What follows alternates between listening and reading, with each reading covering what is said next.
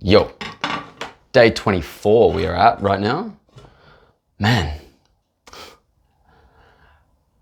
welcome. This is my 24th day of doing these practice run videos. And I call them practice run videos because, well, it's practicing. It's practicing articulating my thoughts and sharing with you the insights that I gain along the way that as I'm learning more and more and more about my own expression and what limits me and where I hold myself back, where I, let's say, let loose completely. There's so many components to this when we go to express, depending on context, depending on what we're actually doing. Here's pretty spoken interaction. So I realize there's certain dynamic ranges that we can go into, and depending on the situation, we may require a certain level of, let's say, excitement or enthusiasm or something, like just a certain amount of fire. And depending on the topic, it's going to require different fire.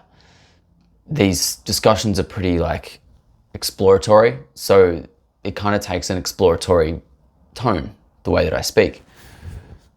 And now looking into things like, well, yesterday I ran a voice activation for the group container that I'm actually attending the event, and I was asked to hold a voice activation throughout it. And it was fucking powerful, man. It's like, in those settings, in a room with people, I tend to get really, really passionate, and I let my loud voice out. I become really, my outside voice, so to speak. And yeah, it's super fun, to play with a different range. And something I was telling everyone yesterday is,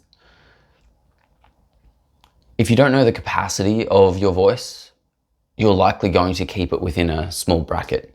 For example, if you are told your entire life that the only color that you can use to paint is red, then you're only going to paint with red, because you don't realize that there's yellow and blue and green and all of these other things that you can paint with. This whole color palette. You don't realize that there's different paintbrushes you can use. You don't realize that there's all these different things, and you see other people who are making these colorful pieces, and you're like, well, yeah, I just paint with red. And painting with red is fine if you want to paint with red. Also, painting with just red may limit your options. You may be completely limiting the way that you actually express yourself. And whatever you're yearning to express is not going to come out in the way that you want it to come out, because, well, what's being yearned to express, what you're yearning to express is possibly blue. You've only got red in your color palette. Maybe it's yellow. 1 second, I'm going to check my time. Again, if I forget to set my timer, I will often forget how long I've been going for, which sometimes a good thing, sometimes a bad thing. And mostly it just is. And so with this color palette thing, if you are operating within a certain dynamic, let's say this, and you maybe are more monotone, maybe you don't really express yourself anything outside of, if you were to talk like this all of the time, and every single time that you talk like this, you're going to express this way in all situations. Or maybe this is the way that you think you need to turn up on social media. And so it sounds nice. It feels good to do. Is it the right tool for the occasion? And when we're aware of this, it means that we can go to the depths of what we want to express, what's yearning to be expressed, as opposed to holding back because of some particular reason. For example, some people become really excited when someone's loud. Another person may become very triggered. If you're triggered by people being loud around you, there's a high likelihood that something happened in your childhood that affected how you react to loud sounds. And so you will take on board a characteristic where you aren't loud ever. And this also comes into not just volume. It's not just about volume. Sometimes loud is being very direct. Sometimes loud is being very, very, very precise about what you're saying. That is so loud. And it speaks volumes. Now, this is changing the word loud to have a different meaning and to have a more of a dynamic meaning, more of an abstract meaning. The loudest person in the room is the person who's commanding the most attention.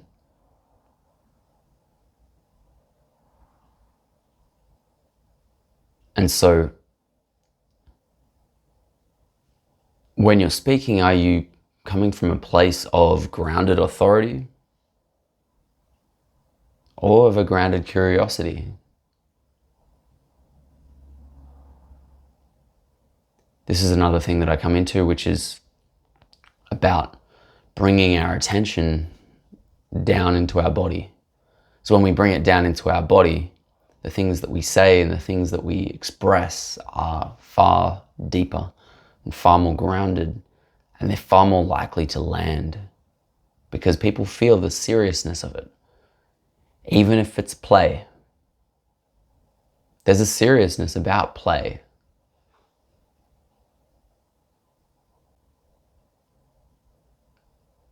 You can also be serious with a sense of play in the background. Because if it's a game, even the serious parts are fun. They're challenging, but fun is also challenging. Fun is also serious. And so this whole loop of can we integrate the two and make them both run at the same time.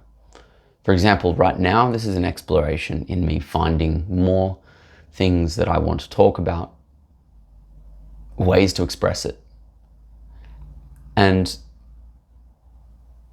seeing what is my natural form and seeing what I would like to improve. For example, things that I would like to improve or work on is having a particular topic to talk about. I'll be doing that in the future videos. Having a bit of a theme. Actually, even, I know this is for the 30-day challenge, so the titles stayed the same. After this, it will be probably individual headings. So something that's a little bit different. The videos are going to be shorter because what's happening within this 30-minute time frame is I'm getting used to emptying out my bucket, to emptying out my mind and emptying out my ideas. The next challenge is going to be putting that into a 10-minute video, because a 10-minute video is different to a 30-minute video.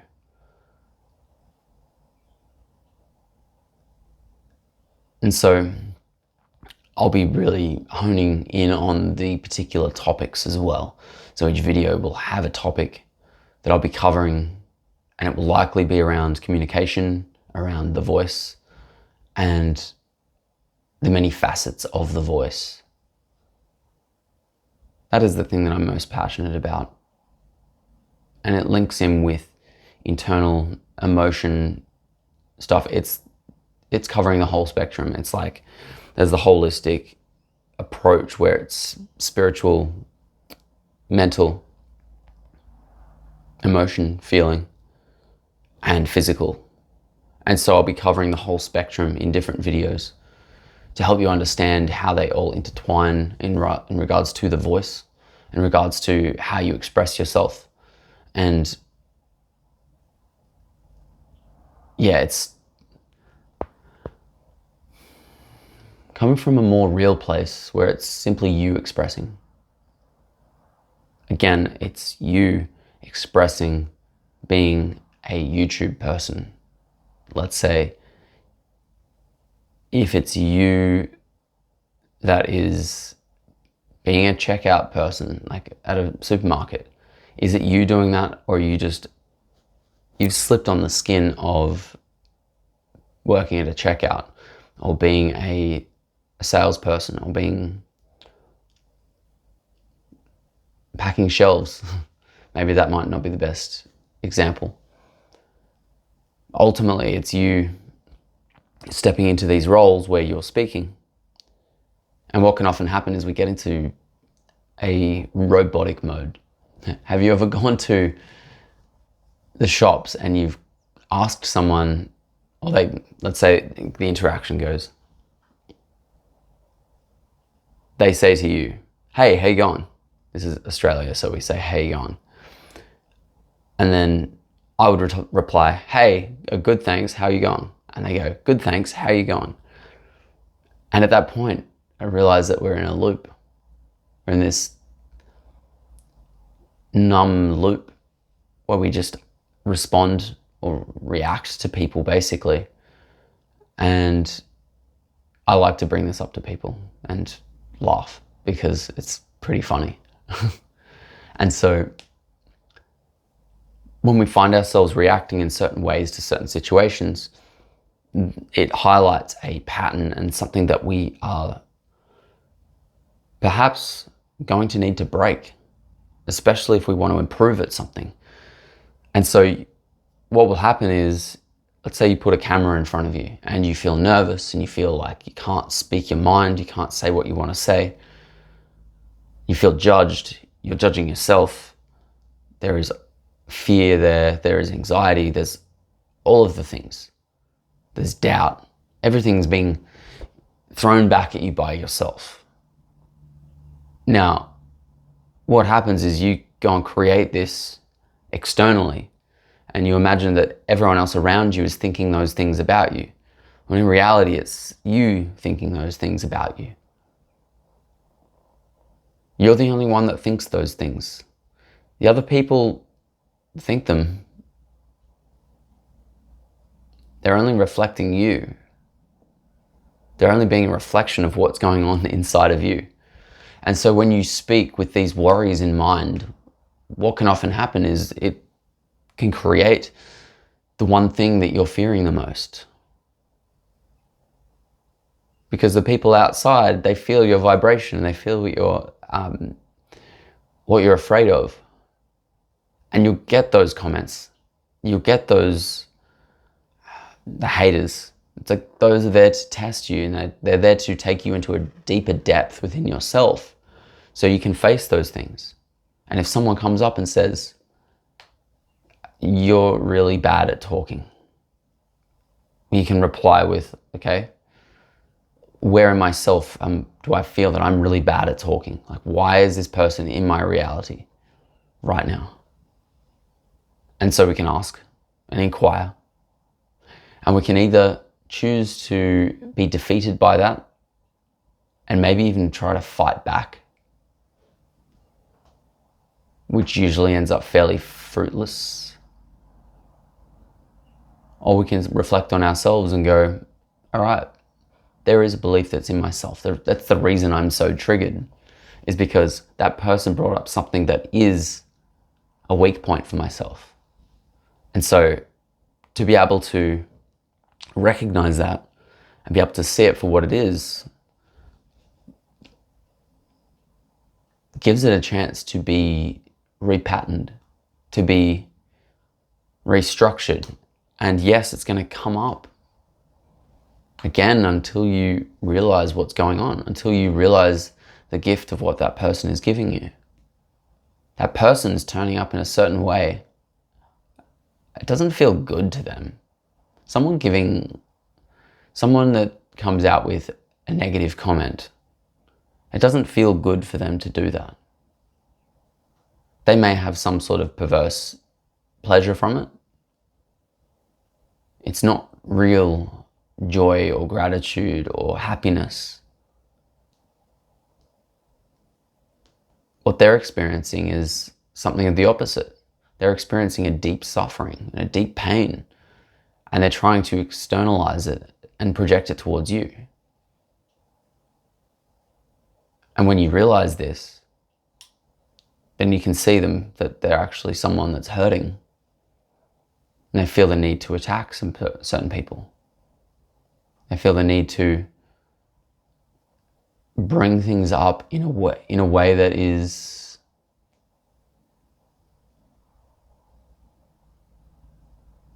hurtful, directly hurtful. Now you may have people in your life who are really good at giving this. Maybe some people are good at giving you really constructive feedback and being absolutely brutal with you. Because that's what our true friends do for us. They do it with love though. They give it to you straight. And this is the big difference, is that the people that turn up and give negative comments, a lot of them are not actually in their hearts. They're not doing it with love. And so looking at that, we can look at all sorts of situations. Like, take a look back in your past. Like, has anyone ever said anything negative to you? Anything bad? And how did you change your behaviors once that person made that negative comment? Did you try to please them? Did you backpedal? Did you go back on your word? Did you do something that you didn't want to do? Like, break your own boundaries to please someone? To just drop everything that you're doing in that moment to try to serve that other person? Or were you able to see that was actually a thing within inside of you? Because until you do, those things are going to haunt you. They will control you. And it will be your own choosing. And so if you don't look at facing these things, you may be doing it. You may be doing it to other people. Maybe you never verbalize it. Maybe you just think about it because you think it's all safe inside your mind. Because in here, well, no one hears about it. But guess what? Everyone feels it. Everyone feels the judgment. Everyone feels the negative comments that you have in your head. I myself, countless times. It's definitely not above that at this point. There's times that comes up for me a lot. And it's what we do with those judgments that makes the difference. If I look at that and I stay in that space of judging that person, thinking that person needs to be fixed, that's the energetic signature of what's being perpetuated. So the vibration of that for your voice is going to carry that. And now, if you were to choose that thought, you note that thought and say, I'm going to reflect this back to myself. I'm going to process it, emotionally process it. We can mentally process it. We can mentally process our way out of anything. We can, for example, this is how psychopaths work. Psychopaths work in this way because they convince themselves that everything that they do is right. You can find a way mentally to justify every action. That doesn't make it right. And this is the whole thing when you look into going to narcissism and all of that sort of thing, which we all have. We all have narcissistic traits. We all want to be liked. We all want to say the right things so that people like us. There's this whole thing that, this is what landed 2 days ago. It was this element about being ruthless. And I realized that for my entire life, when I experienced someone being ruthless to me, I did not like it at all. And going through this holographics process, we've been through 2 of them now. We're going to have another one today and another one tomorrow, I think. And so what this is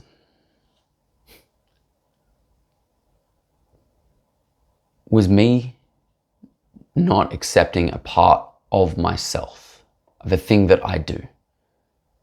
And part of the process is realizing that everyone in my life has seen me being ruthless in different ways, in different forms, in different areas of life. Whether it's ruthless with money, whether it's emotionally, whether it's sexually, whether it's, had a bunch of people see me on social media in that space. And whilst I'm disowning this part of myself, I deny part of myself. I don't allow it to be there. And therefore I'm rejecting myself. I'm rejecting a trait that is actually a strength for me.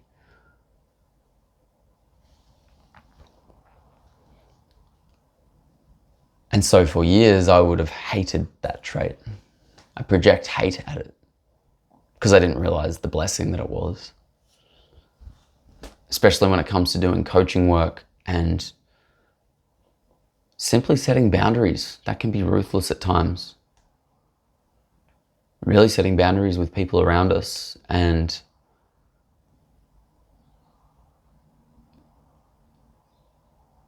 sticking to it. Sticking to a mission takes ruthlessness. Staying on a project all day takes ruthlessness. Turning up on YouTube for 30 days, it takes some level of ruthlessness. And so people see that, and maybe it's not directed at them. It's different when ruthlessness is directed at someone. You can see someone being ruthless.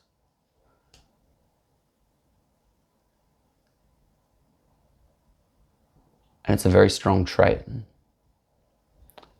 It can cut through a lot. Like ruthlessness is very cutting. It's very very cut down the line. And that's going to be something that I'll be bringing into the videos. Mainly the 10-minute videos. I feel like that's like the longer form videos still feel exploratory. I'm looking forward to doing a real short videos, maybe even 5 minutes. Especially, the whole cutthroat ruthlessness, that's something that I could definitely do for the short form videos. As I said that, there's a feeling came up in my body too. This is something that you want to note when you're doing your videos, when you're expressing yourself. Note, it's part of becoming aware of the sensations in your body. You don't need to fix them or change them. The thing you can do is breathe into them. And breathe into them, just take a breath whilst focusing on that point. And out.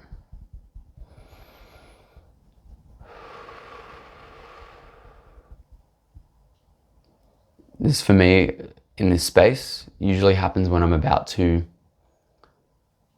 expand. When I'm about to expand into a new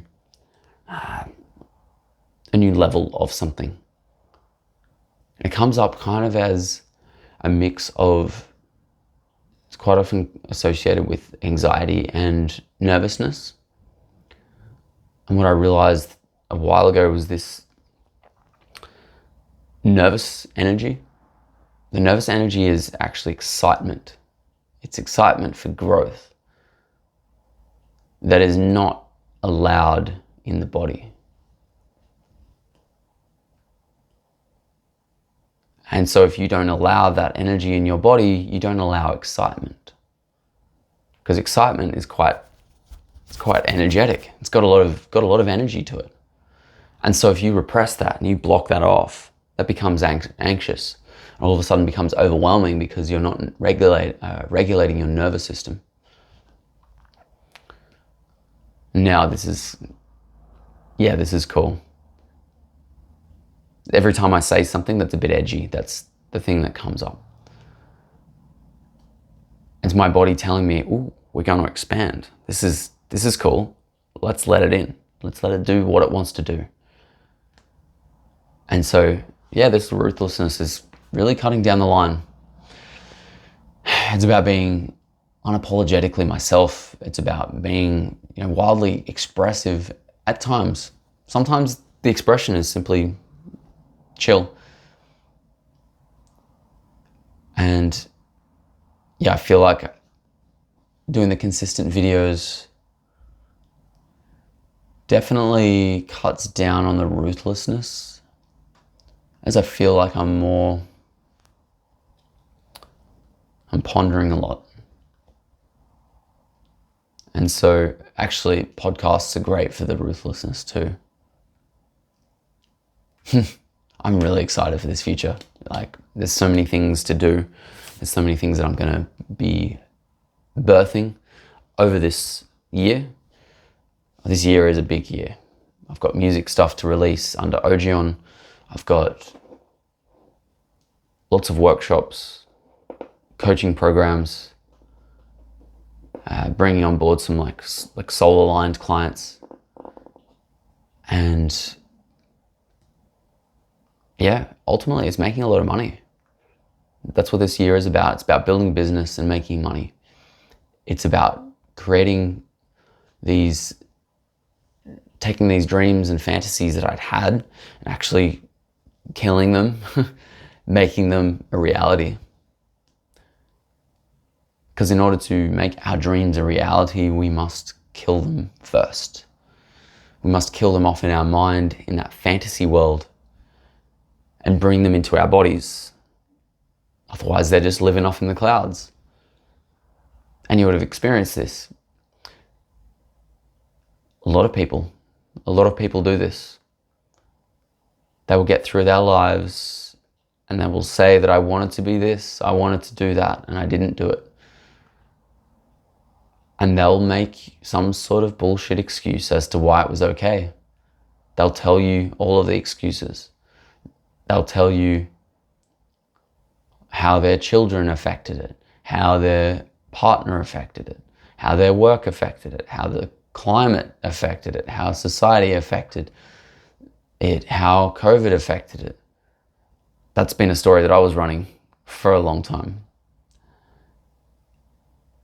That I'm just not good enough. That there's so many people out there that are better. Or, this is a classic one actually. When someone says that let's say someone's complaining about their job. They'll complain about their job and you ask them about it. You ask them about their job that they hate and they will be all fiery. And then if you say to them, what happens if you left your job? Like, what else do you want to do? It's like, you don't like this job, so when are you going to leave? Are you making a plan to leave? And this person will often turn around and say one of two things. They'll say, I'm making a plan, and I plan to leave at some point soon. The other thing that they may say is like, oh, it's not that bad. I've got it pretty good. I've got it better than most people.